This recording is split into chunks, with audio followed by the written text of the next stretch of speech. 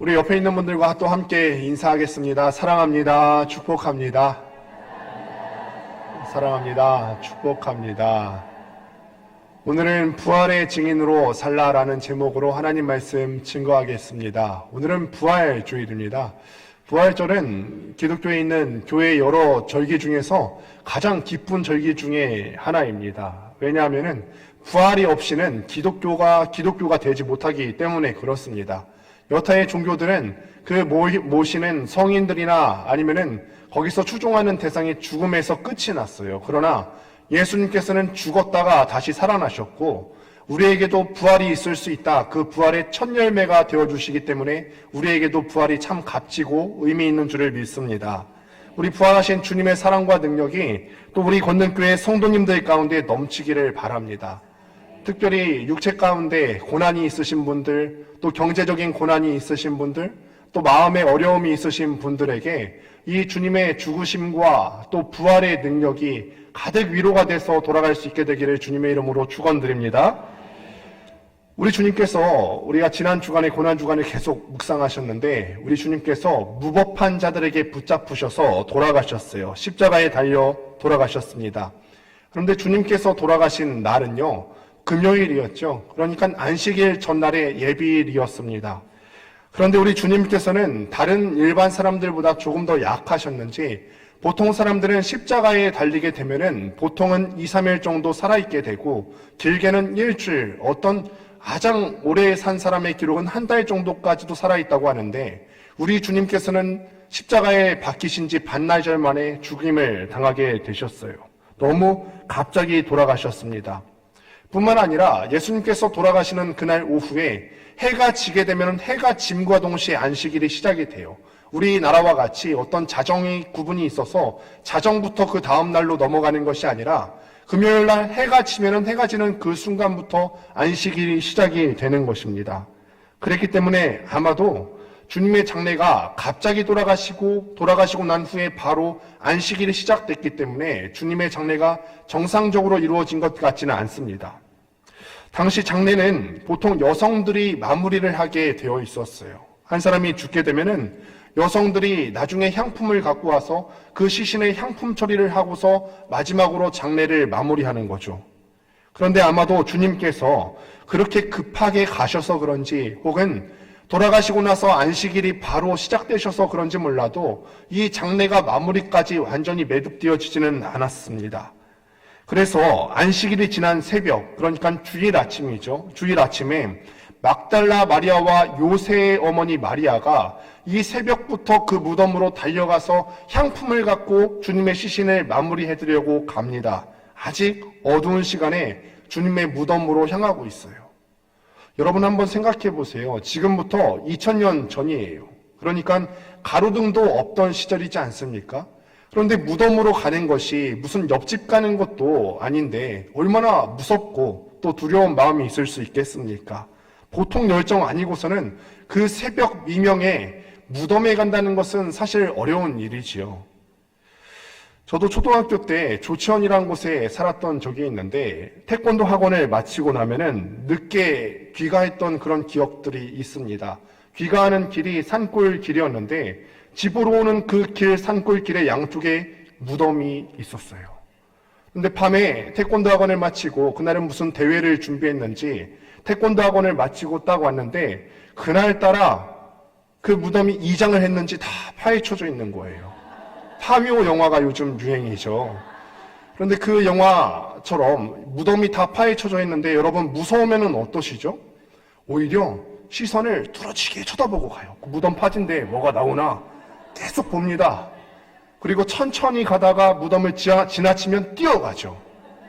그러면서 우리의 입은 쉬지 않습니다. 찬양을 부릅니다. 그때 이제 빠른 찬양들을 주로 부르게 되는데 그때 했던 찬양이 제 기억으로는 마귀들과 싸울지라 예수님 찬양.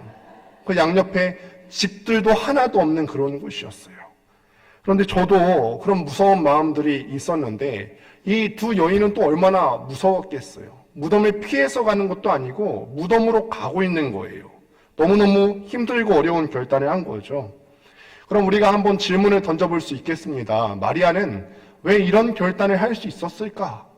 마리아는 이 주님에 대해 어떤 마음이었기 때문에 이 새벽 미명의 캄캄한 중에 그 예수님의 무덤에 갈 생각을 한 것일까? 그거는 아마도 이 마리아 마음 가운데 우리 주님을 너무너무 사랑해서 그 시신을 마무리해드리고 싶었던 마음이 너무너무 컸었던 거죠.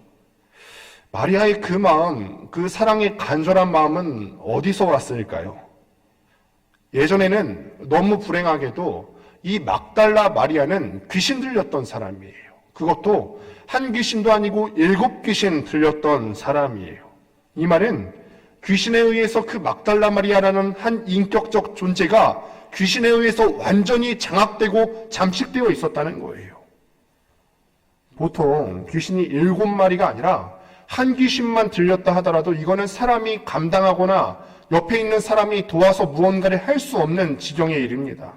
성경의 많은 부분을 보면은 귀신 들린 사람을 제어하는 것이 어렵지 않습니까? 귀신 들린 사람은 쇠사슬을 묶어놔도 이 쇠사슬을 끊어내기도 하고요. 이게 귀신 들린 사람인데, 그런데 이 막달라 마리아는요, 7귀신이나 들렸으니까 얼마나 형편없는 삶을 살았겠습니까? 그 개인이 얼마나 피폐한 삶을 살았겠고, 다른 사람이 그 한 사람을 바라볼 때, 막달라 마리아를 바라볼 때 차마 눈 뜨고 보지 못할 꼴을 살지 않았겠습니까? 그런데 그 마리아가 우리 예수님 주님을 만나고 나서 이 귀신이 쫓아내지고 병든 게 나음을 입게 되고 완전히 새로운 삶을, 새 생명을 얻게 되었던 거죠. 완전히 바뀐 거예요. 그러니 그 마리아가 주님 사랑하지 않을 수 있겠습니까? 자기에게 새 생명을 주었는데 이전에는 7귀신에 의해서 완전히 잠식되어 있다가 괴롭힘 당하고 있다가 사람다운 삶을 살지 못하고 있다가 예수님 때문에 나의 그런 모든 문제가 떠나고 새 생명 얻게 되었는데 어떻게 주님 사랑하지 않을 수가 있겠어요? 그러니 이 마리아는 주님을 참 사랑하고 그 이후로는 주님이 어디를 가든지 마리아는 주님을 따라다녔던 것이죠. 그래서 주님께서 십자가에 달리신 그 자리에 다른 제자들은 다 도망갔어요. 배신했어요. 나는 주님을 모른다. 저 사람과 나는 상관이 없다. 다 도망갔는데 이 마리아는 그 자리를 지킬 수가 있었던 것이고, 또 오늘 이 새벽 미명에도 주님의 시신을 마지막으로 수습해 드리고자 마무리하려고 했던 간절한 마음이 있었던 거죠. 그런데 마가복음을 보면요, 우리가 오늘 본문이 요한복음인데 같은 내용을 기록하고 있는 마가복음을 보면 아주 재미있는 기록이 하나 나오게 돼요. 마가복음 15장 46절부터 47절 같이 한번 읽겠습니다. 시작.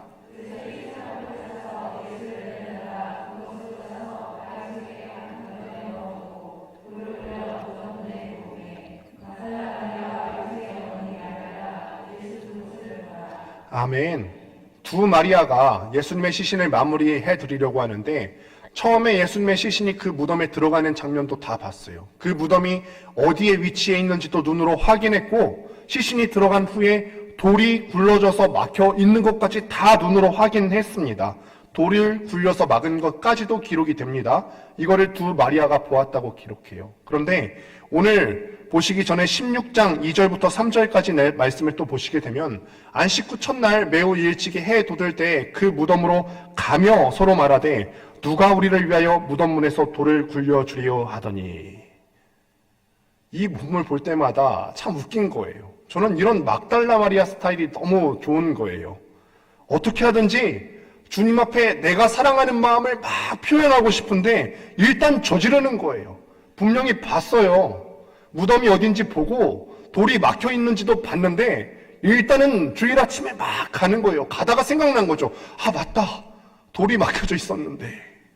향품을 사서 어떻게든 해결하고 싶은데 문제가 하나 있잖아요. 그 돌을 굴려놓은 돌, 이거 어떡하지? 예수님 당시 유대 땅에서 무덤은 우리처럼 어떤 땅에 파묻어서 봉분 형태로 되어진 것이 아니라 석회지대이기 때문에 굴을 파서 돌문으로 막아놓는 것이 일반적인 무덤의 형태예요. 그런데 그 돌문은 각지게 되어 있는 것이 아니라 동그란 형태로 되어 있어서 밀면 밀리는 그런 문이었어요. 그런데 막달라 마리아 같은 경우는 이 문을 밀 수 있는 힘이 없잖아요. 어떤 가족들은 그래서 나중에 죽게 되면은 이 돌무덤에 같이 합장을 하기도 했는데 막달라 마리아가 그날 주님이 들어가시는 것을 그 무덤에 막히고 그리고 그 돌문이 막히는 것을 보았는데 돌이 너무 큰 거예요.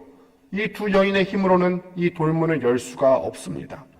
그런데 안식 후 첫날에 새벽에 해가 돋는데 그냥 가만히 있을 수가 없어서 어떻게 하든지 빨리 가서 우리 주님 그 시신의 향품 처리해드리고 싶어서 막 나가는데 나가다가 생각난 거죠. 바로부터 계획 짜서 나간 게 아니라 나가다 생각난 거예요. 이야, 사다가 생각나서 보니까 저 바위문 누가 열어주지? 저걸 열어줘야 내가 들어가서 향품도 바를 수 있는데. 이 참 멋진 성격 아닙니까? 요즘 젊은 사람들은 MBTI를 하는데 계획형 인간은 아닌 것 같아요. 이 사람이 일단 저지르는 성격이에요. 뭐 디테일도 없고요. 섬세하지도 않고 꼼꼼하지도 않습니다. 그런데 일단 저지르는 게 때로는 믿음의 사람으로서 참 멋있는 모습이지 않습니까? 그런데 놀라운 일이 일어났죠. 무덤에 갔더니요, 고민거리가 싹 사라졌어요. 돌문이 활짝 열려 있습니다. 그런데 무덤 문에 들어가서 봤더니, 반가운 마음에 들어갔더니 또 다른 문제가 생겼는데, 막상 들어가서 그 동굴 안을 싹 살피니까 시신이 있어야 할 자리에 시체가 없는 거예요. 예수님이 계셔야지 향품에 시신을 바를 텐데 그 예수님 시신이 안 보입니다. 진짜 큰 문제가 생겼는데, 그때 머릿속에 이 두 여인들이 생각하는 거죠. 야, 주님의 시신을 누가 가져갔구나. 부활했다고는 생각 못하고 주님의 시신을 누가 가져갔다, 도둑질했다 생각해요. 우리 주님께서 살아계실 때 대제사장인 우리가 그렇게 예수님을 죽이려고 했습니다. 또 예수님을 고발했죠. 신성모독으로 예수님을 고발하고 그 예수님을 십자가에 못 박아 죽이라고 했습니다. 아마 이 사람들이 예수님의 시신을 죽어서도 가만두지 못하고 돌문을 열어서 이 시신을 가져가서 훼손했겠구나 생각이 들었을 겁니다. 그러니 우리 주님 보려고 간절한 마음으로 올라갔다가 시신이 없는 것을 보고 너무너무 좌절스러운 마음을 갖고 다시 마을로 내려갔겠죠. 여러분 그렇잖아요. 기대가 크고 또 사랑이 크면은 그것이 좌절됐을 때 아픔이 큰 법이죠. 내가 뭔가를 크게 기대하고 예수님 시신을 내가 마무리해드려야지, 내가 그 사랑하는 예수님 내가 마무리해드려야지 큰 마음 갖고 그 새벽에 갔는데 시신이 없으니까 그 사랑과 기대가 컸던 만큼이나 이 두 사람은 실망이 컸을 거예요. 그렇게 주님 장례를 마무리해드리고 싶었잖아요. 또 보고 싶었는데 주님이 안 계시니까 너무 낙심한 마음으로 제자들에게 내려갔겠죠. 그때 오늘 본문에 나오니까 두 명의 제자가 나타나게 되는데, 베드로와 주님께서 사랑하시는 제자라고 하는데, 이 주님께서 사랑하시는 제자는 아마도 요한이라고 추측이 되어집니다. 오늘 본문이 요한복음이죠. 그러니까 요한복음인데 요한이 자기가 이걸 기록하면서 자기 입으로 얘기하는 거예요. 예수님께서 사랑하시는 제자 누구요? 나다. 예수님께서 사랑하시는 제자 요한이라고 추측합니다. 그런데 이들에게 가서 하는 말이, 사람들이 우리 주님을 어디다가 갖다 두었는지 나는 모르겠다. 향품을 발라드리려고 올라가서 막 봤는데 시신이 없어졌고 어떤 사람들이 가져갔는지 나는 어디에 뒀는지 모르겠다. 여러분 제가 말로 편하게 해서 그렇지 마리아의 마음이 막 녹아내리지 않았을까요? 더 간절한 마음으로 부르짖듯이 또 외치지 않았겠습니까? 이 새벽 미명부터 향품 들고 간 이 마리아의 마음을 한번 생각해 보세요. 아마 절규하듯이 말했을 거예요. 주님 시신 어디 있는지 모르겠다. 큰일 났다. 큰일 났어. 하면서 얘기했을 거예요. 그러니 이 말을 듣고 제자들이 지금 가만히 있을 수가 없잖아요. 특별히 베드로 성격 아시잖아요. 우리 베드로 불같은 성격 아시죠? 말고의 귀를 그냥 잘라버리고 이런 불같은 성격의 베드로인데 이 말 들으니 가만히 있을 수가 없어서 막 뛰기 시작해요. 베드로는 역시 계획형이 아니에요. 일단 들었으니까 막 뛰어 올라갑니다. 그런데 요한은 또 아주 재밌는 기록을 오늘 본문 앞부분에 기록하는데, 베드로랑 그 사랑하시는 제자가 달리기 시합을 합니다. 베드로랑 요한이 달리기 시합을 하는데 또 누가 이겼다고 기록하죠? 그 사랑하시는 제자가 이겼다고, 내가 이겼다고 또 기록을 하네요. 하여튼 베드로가 먼저 뛰었고 요한도 뒤따라 뛰었는데 누가 먼저 무덤에 도착했냐면 요한이 먼저 도착했어요. 요한복음은 요한이 기록한 건데 베드로랑 자기랑 달리기를 했는데 자기가 더 빨랐다 이거죠. 그런데 문제가 하나 있잖아요. 요한은 먼저 도착했는데 먼저 무덤에 못 들어갔어요. 아마 여러 가지 생각이 들었을 거예요. 야, 주님이 안 계시다고? 여기 들어가는 게 괜히 나만 부정하게 만드는 거 아닐까?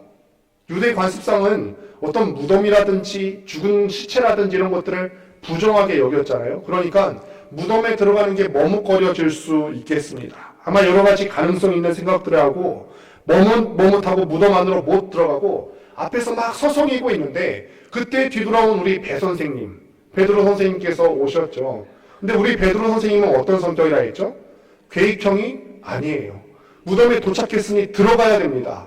뒤따라 들어왔어도 우리 베드로 선생님께서 무덤 안으로 과감하게 무덤 안으로 들어갑니다. 그냥 확 들어와서 꼼꼼하게 살펴보네요. 주님 어디 계신가? 이게 도대체 어떻게 된 일인가? 살펴보니까 쌓였던 대로 원래 세마포가 한쪽으로 개켜 들어와 있고, 여러분 그러니까 이 기록을 자세히 보셔야 돼요. 개켜 있대요. 그러니까 어떤 사람들이 일각에서 주장하는 예수님의 시신은 도둑질 같다. 누가 도둑질한 것이다. 그런데 도둑질한 사람이 세마포를 원래 있던 대로 개서 놓고 가겠습니까? 그렇지 않겠죠. 개켜 놓아져 있었고 한쪽에는 머리를 둘러쌌던 두건이 그대로 있습니다. 그런데 베드로가 이 무덤 안을 꼼꼼히 살펴보는데 헬라어로 보면은 주위에서 살펴봤다라고 해요. 베드로가 아주 꼼꼼하게 이 무덤 구석구석을 살펴보고 있습니다. 베드로가 들어갔는데 나오지 않으니까 그제서야 이제 그 사랑하시는 제자 요한도 들어갔어요. 하나하나 요한도 살펴봤겠죠. 8절 말씀을 같이 한번 읽어보겠습니다. 시작.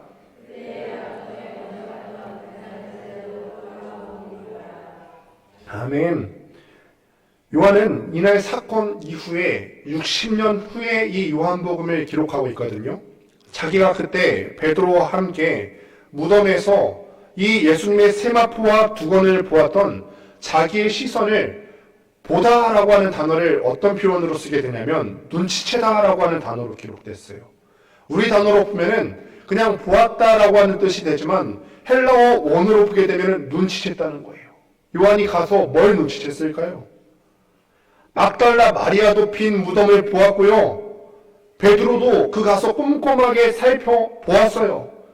그런데 요한은요, 눈치를 챘어요. 막달라 마리아 보았고 베드로도 보았는데 요한은 눈치를 챘다. 무슨 눈치를 챘을까? 빈 무덤일 수밖에 없었던 이유에 대해서 눈치를 챘다는 거죠. 야, 내가 대제사장에게 가서 고난을 받고 죽임당하고 사흘 만에 살아나야 하리라 라고 하신 주님의 말씀이 이루어졌구나.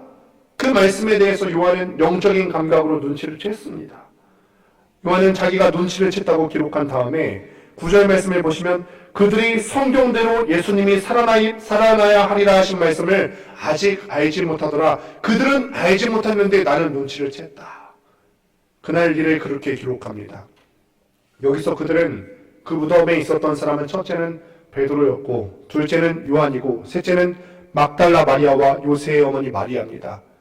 60년이 지나서 이날 사건을 회고할 때 그들이 눈치를 채고 믿었던 요한 자신을 제외한 나머지였을 거예요. 그들은 그냥 보았지만 나는 예수님의 부활이 일어났다는 것을 눈치챘다라고 기록해요. 베드로와 막달라 마리아와 요새의 어머니 마리아, 그들도 무덤에 갔지만 알지는 못했어요. 여러분, 이게 우리에게도 참 두려워요. 한 공간에 있고요. 우리도 똑같이 예배드리고 똑같이 주님 앞에 이 시간을 보내고 있는데 누구는 영적인 감각이 깨어서 하나님을 만나는데 누구는 못 만나는 거예요. 누구는 그렇게 하나님의 임재를 체험하는데 누구는 그렇게 여기질 않아요. 누구는 이 한 시간 예배드리는 것을 목숨보다 귀하게 여기는데 누구는 그럴 영적인 감각이 없어요. 누구는 알아차리는데 누구는 알아차리지 못할 수도 있겠다. 베드로는 열정이 넘치고 요한은 센스가 있었나 봐요. 주님께서 우리 모두에게 영적인 민감함을 주실 수 있게 되기를 바랍니다. 이걸 거룩한 말로 바꾸면 지혜와 계시의 정신이 우리 가운데 넘칠 수 있게 되기를 바랍니다. 주님께서 주신 말씀을 깨달아 아는 마음이 우리에게 필요한 거죠.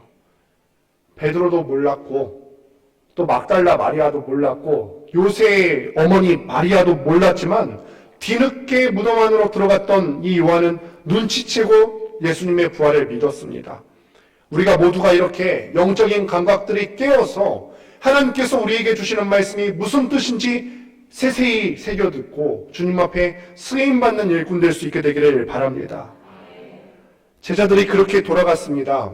요한의 마음속에는 어쩌면 우리 주님께서 부활하셨겠다, 내가 조금 있으면 우리 주님 볼 수도 있겠구나 라고 하는 희망을 갖고 내려갔을 것이고, 베드로는 야 큰일 났다, 지금 예수님의 시신이 없는데 어딜 가야 우리 주님 시신 찾을 수 있을까?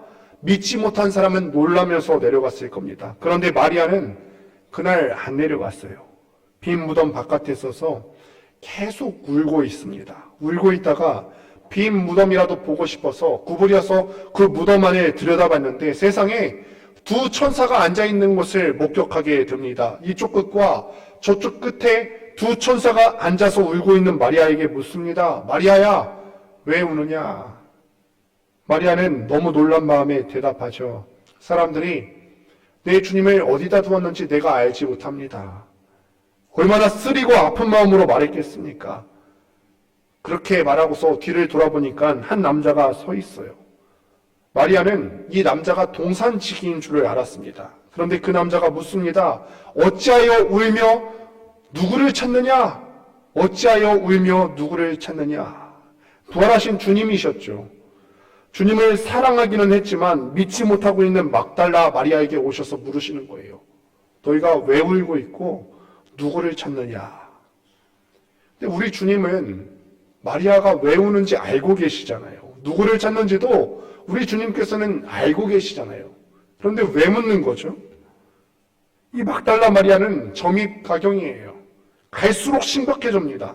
텅 빈 무덤 보고 우는 것도 문제인데 부활하신 주님과 대화를 하면서까지도 내가 지금 대화하는 사람이 누구인지를 알지를 못합니다. 그러면서 그 주님께 하는 말이, 주여, 당신이 만약에 우리 주님의 시신을 치웠으면은 어디 두었는지 알려주십시오. 그 사람이 동산지기인 줄 알고 하는 말이, 당신이 우리 주님의 시신을 치웠으면 어디 두었는지 내게 알게 하여 주옵소서. 그러면 내가 그 예수님의 시신을 가져갈게요 라고 부활하신 예수님께 말해요.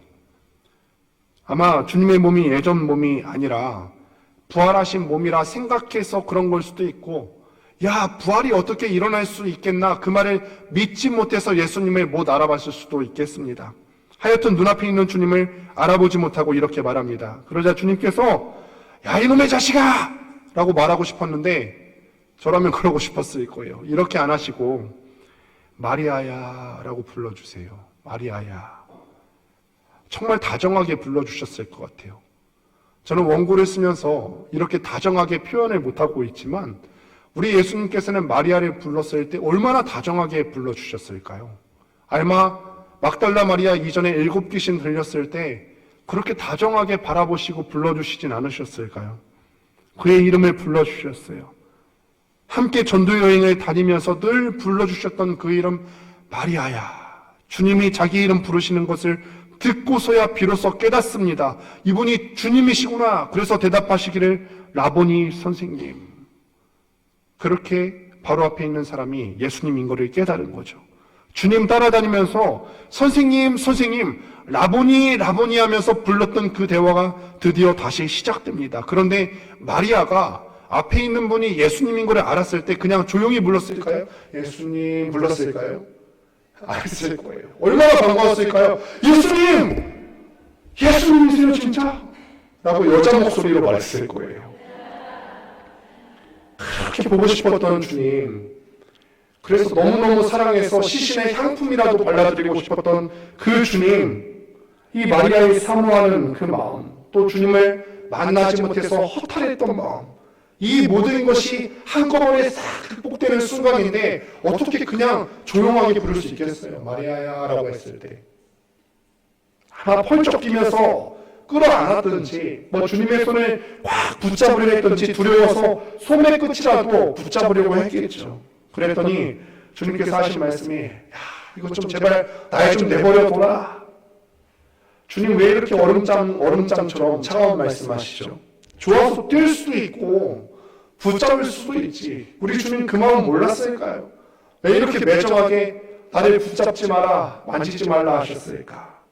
마리아 마음 아시면서 붙들지 말라니요.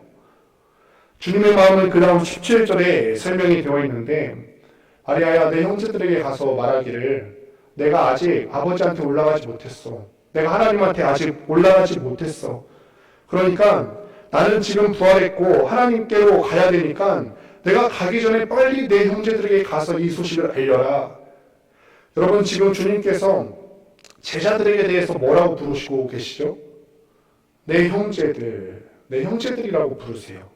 제자들을 부활하신 주님께서는 형제로 승격시켜 주셨어요. 이전에는 제자였는데 지금 우리 주님께서 제자들을 부르실 때 형제들이라고 표현을 해주십니다. 그냥 승격시킨 정도가 아니라 내 아버지가 곧 너희 아버지고 내 하나님이 곧 너희의 하나님이시다 라고 하시네요. 그런데 이 말을 들을 제자들 한번 생각해 보세요. 제자들이 이 말 들을 자격이 있습니까? 예수님한테 너는 내 형제다, 내 아버지가 너희 아버지고 내 하나님이 너희 하나님이다, 지금 제자들이 이 말 들을 자격이 됩니까? 예수님이 고난받고 신문당하실 때 나는 예수님 몰라요, 이 사람은 나랑 전혀 상관이 없습니다, 예수님 십자가에 못 박혀 돌아가실 때 뿔뿔이 흩어졌던 그 제자들, 배신했던 그 제자들, 의리도 없는 이 제자들, 이런 제자들이 이런 말 들을 깜냥이나 되겠습니까? 그런데 그 제자들이 뭐가 그렇게 주님의 눈에 아름답다고 우리 주님께서 내 형제들이라고 부르실까? 그러면서 마리아에게 서둘러 빨리 동산 아래로 내려가서 주님이 다시 살아나셨다 이것을 알리라 라고 말씀하세요. 내가 살아나면 갈릴리에서 보자고 하지 않았더냐? 제자들에게 가서 빨리 갈릴리 가서 만나자고 그렇게 빨리 소식을 전해라. 우리 주님께서는 그렇게 믿지 못하는 마리아를 부활의 목격자로 삼으시고 싶으셨어요. 부활의 증인으로 삼으시고 싶으셨던 거죠. 마리아가 이 소식을 듣고 제자들에게 달려가서 내가 주를 보았다라고 했습니다. 오늘 본문 처음에는 제자들에게 가서 사람들이 주님을 어디로 가져갔다고 막 절망했던 그 마리아 아닙니까? 주님 만난 이후에는 내가 주를 보았다라고 말합니다. 여러분, 한번 그날 하루 마리아가 얼마나 고단한 하루를 보냈을지 한번 생각해 보세요. 새벽 미명에 예수님의 몸에 향품 발라드려야지 사랑 가득 안고 올라갔다가, 그런데 그 무덤에 빈 무덤을 보고 좌절해서 뛰쳐내려와서 제자들에게 말했죠. 제자들이 다시 다른 박지라에서 올라갔을 때 그 마리아의 심장은 어땠을 것이며, 제자들 다 내려가고 나서 그 무덤을 지켜섰을 그 마리아의 마음은 또 어떠했을까? 그런데 주님께서 말씀하시기를 내가 너를 부활의 증인으로 삼기를 원한다. 너는 나를 보고도 처음에는 못 믿었지만 너는 나의 첫 증인이 되거라. 내려가거라. 가서 내 부활 소식을 전하거라. 마리아가 그 사랑하는 주님을 찾았고 그 예수님을 만났어요. 그러면 마리아가 어떻게 말했을까요? 우리처럼 점잖게 말했을까요? 주님 부활하셨대. 그거 알아? 우리 종교는 다른 종교랑 달라. 주님이 부활하셨대야. 우리 충청도는 그러잖아요. 주님이 부활을 아주 오래 하셨을 것처럼 주님이 그 시대에 부활하셨대야. 그러는데 마리아가 어떻게 전했을 것 같으세요? 작게 말했을 것 같으세요? 막 뛰어내려가지 않았을까요? 신발 벗어줘라 하면서 막 뛰어내려갔을 거예요. 향품, 들고 갔던 향품 다시 챙겨서 올 틈도 없어요. 급해요. 빨리 내려가서 전해야 되기 때문에 막 뛰어내려가서 큰 소리로 야! 주님 부활하셨어! 부활하셨어! 이러지 않았을까요? 경고망동했네요. 내가 그 예수님을 봤어. 주님이 그 약속 잘 기억해봐. 예수님이 돌아가시기 전에 제자들에게 갈릴리에서 보자고 하지 않았어? 그 갈릴리에서 만나자고 하셨어. 빨리 우리 갈릴리로 가자.